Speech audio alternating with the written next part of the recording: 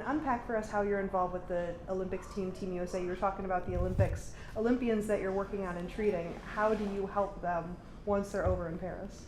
Well, I think a couple things. Number one, most of these athletes, or many of these athletes, since I've been doing this for so long, I've had contact with, right? And some of the ones that I haven't had contact with have pretty common injuries. Hamstring, in Freddie's case, an adductor. So these are common track and field injuries, and they kind of repeat themselves over and over and over again.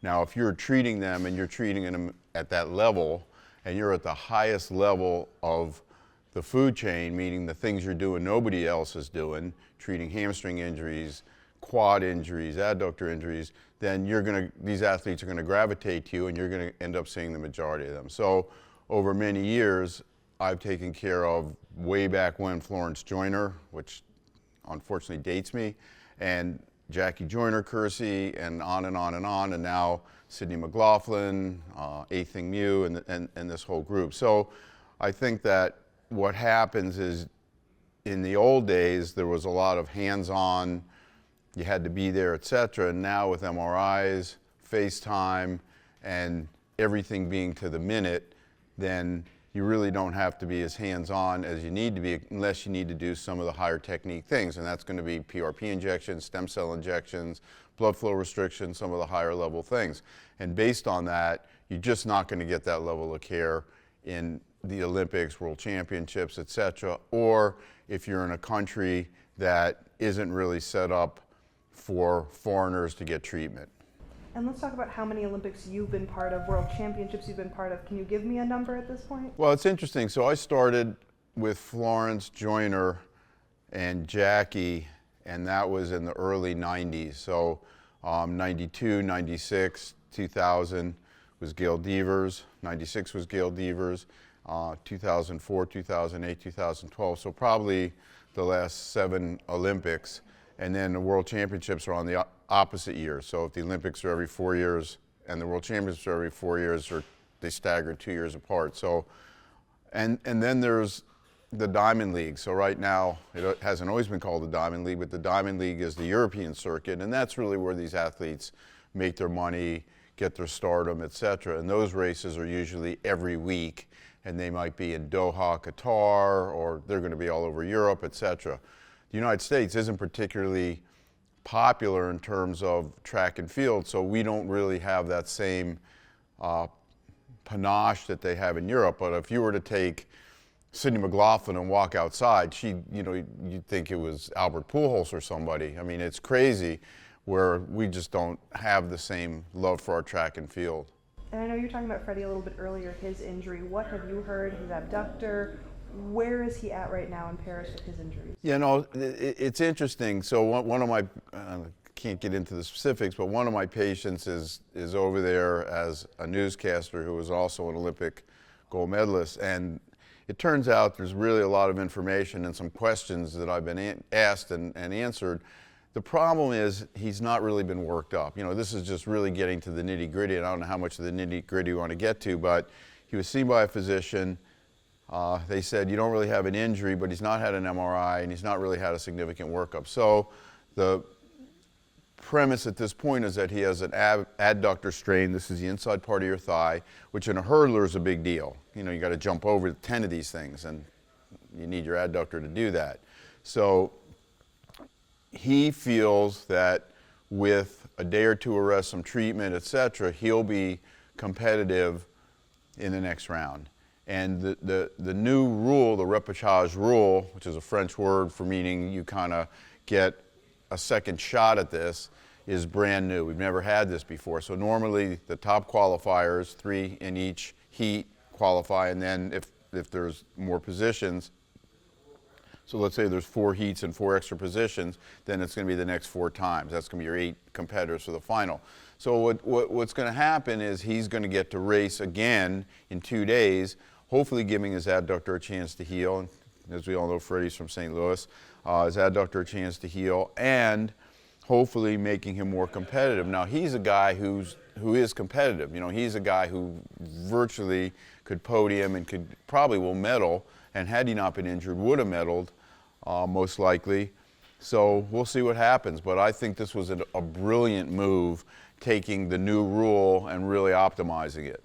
And walk me through that. When Freddie talked after the race, he said this was the best choice for me physically, emotionally, mentally to jog the 110-meter hurdles. Why, as a medical expert, is that the best strategy, as you're saying? So there's a rule called the double crush rule, or the double injury rule. So it takes an injury a certain amount of time to heal. And if you get injured and then you re-stress that same area right away, it's kind of magnified. So it's not 1 + 1, it's 2 × 2. And so based on that, what will happen is the adductor will get no rest, it will be re-injured, and it will almost be like it got injured and then just stayed injured, and when he ran again, had no chance to get back to baseline. So what he did is he jogged. He didn't really jog, to be honest, but for him he jogged and didn't really stress his adductor at all. So he's going to have now 2 full days to rest. It'll give the adductor a chance to calm down, get the inflammation down. Hopefully he gets a chance to get some medical, and that's always a little bit of a problem at these races. And then hopefully he's ready to rock and roll. They'll inject him, they'll tape him, they'll do all the right things, and hopefully give him a chance to be competitive. Now, these kinds of injuries in track athletes, and they're going to be long jumpers, high jumpers, sprinters, hurdlers, are very difficult because the race is obviously very short, and the maximum stress in the muscle, the torque in the muscle, is 100 from, it's like stepping on your accelerator and going from light to light as fast as you can go. And so that's what he's going to have to do. And it'll be interesting to see how he gets out of the blocks. And they'll work on that tomorrow. They'll put him in the blocks and they'll see how that adductor explodes out of the blocks. And that's going to kind of tell the tale. And let's talk about when he does the repechage round, which, as you said, is the second go-around, the redo. What are his chances? Can he still get a medal in that round? Explain it to us, since, of course, it is such a new rule. So it's very interesting. So let's say you were in the hurdles and you were the greatest hurdler in the world and you fell, right? And in the old days, you didn't make it to the next round, hasta luego, you went home and no good. So now what this does is this gives you a chance, if you have a small injury, if you fall, if there's a false start, et cetera, to get into the next round. So what you get to do is all the people that didn't get promoted to the next round get to race again, and the winner, you have to win it, you got to win the repechage round, then has an automatic spot into the final or into the next round. So he will have to win this next round. Now, what he has going for him is he's by far the best hurdler in this round, right? So all the other people, so he's probably the second or third best hurdler in the world right now. So all the other people that didn't make it probably didn't make it because, not to be disrespectful, they probably shouldn't have made it. They just weren't that good. And he had an injury. So he actually took this to advantage to say, look, I'm going to give myself a shot. I can probably beat all those people if I'm healthy, which is going to be the big ticket. And then if he's healthy, I agree. I think then that gives him another 2 days, and then he gets to race again. And I think he has a pretty good shot of medaling.